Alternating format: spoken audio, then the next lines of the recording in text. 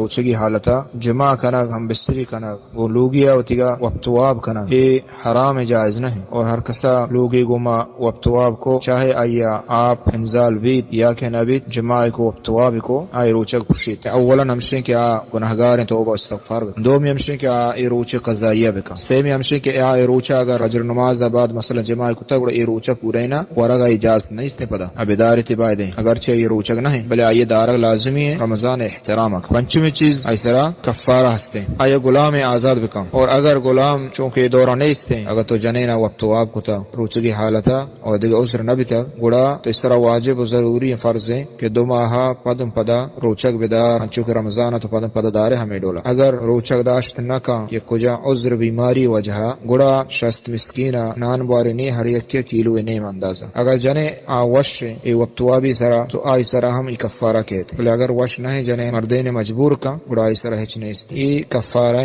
وقتواب ہے، اور ہمیں فہما ہم مردوں کے نزانت یہ گناہ جائز نہ روچگ پرشی ہم معذور ہے، ایسا ہچ نہیں است.